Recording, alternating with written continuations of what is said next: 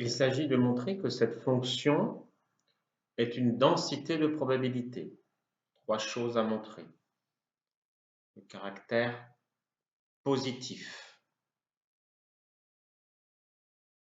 Donc f, elle est positive. Sur R tout entier, 0 est positif.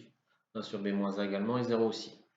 Sur R, au sens large, positif. Maintenant, f, elle est continue presque partout. De façon précise, elle est continue sur chaque intervalle ouvert. Le premier intervalle, c'est moins l'infini A ouvert. Le deuxième, c'est AB ouvert. Et le troisième, B ouvert plus l'infini. Car ces restrictions,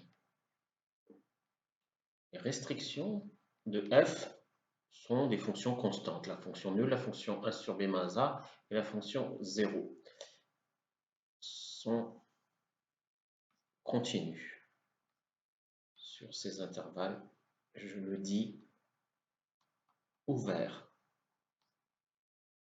Pour regarder la continuité, pour regarder les limites, on peut se restreindre à un intervalle ouvert contenant le point qui nous intéresse. La dernière chose, eh bien, est-ce que l'intégrale de moins l'infini à plus l'infini de f, elle converge? Et est-ce qu'elle vaut 1? Il est clair que l'intégrale de moins l'infini à a de f, eh bien c'est 0. Puisque j'intègre la fonction 0. Il est clair aussi que l'intégrale de b à plus l'infini de f, c'est également l'intégrale de 0, ce qui nous fait 0. Et donc l'intégrale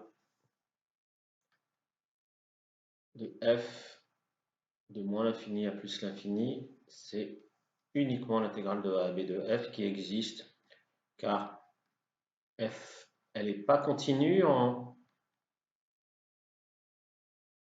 a et en b, mais elle est continue par morceaux. Voilà, pour intégrer une fonction sur un segment, il suffit que la fonction soit continue par morceaux. En a et en b, elle a des limites à gauche et à droite finies. Voilà. Et puis maintenant, combien ça vaut? Eh bien, l'intégrale de a à b de f entre a et b, f vaut 1 sur b moins a. J'intègre la constante 1 sur b moins a sur l'intervalle AB qui est de longueur b moins a. Je trouve b moins a sur b moins a. On aurait très bien pu faire aussi un petit dessin, même si ce n'est pas forcément très rigoureux le jour d'un concours, mais on dessine le graphe de la densité. Donc nul, nul avant a, nul après b, voilà. Et entre a et b, eh bien constante. La constante valant 1 sur b moins a. Donc l'aire totale, c'est uniquement l'aire de ce rectangle de hauteur 1 sur b moins a et de base b moins a. Donc l'aire totale fait 1. L'aire sous la courbe de la densité.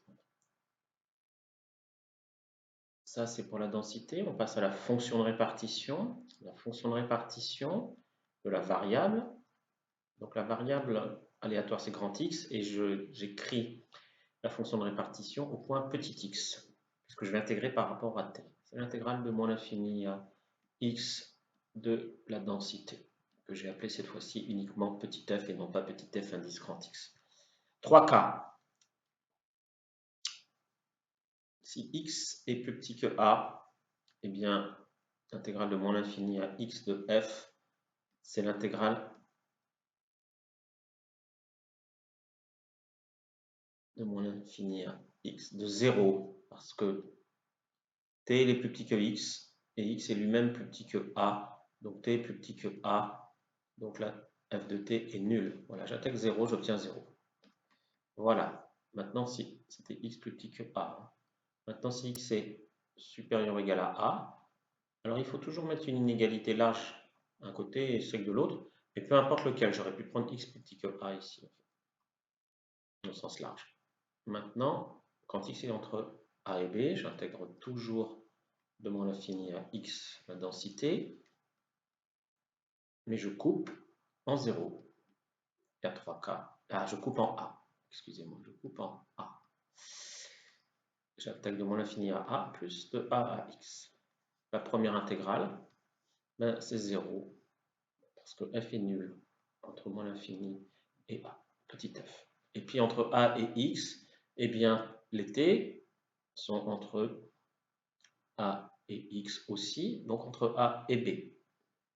X, il est plus grand que A et plus petit que B. Et T, il est plus petit que X et plus grand que A. Donc il est aussi entre A et B. Et donc, j'intègre la constante 1 sur B moins A. Cette fois-ci, sur un intervalle de longueur X moins A. Ça fait X moins A sur B moins A, tout simplement. Et puis, si X est plus grand que B,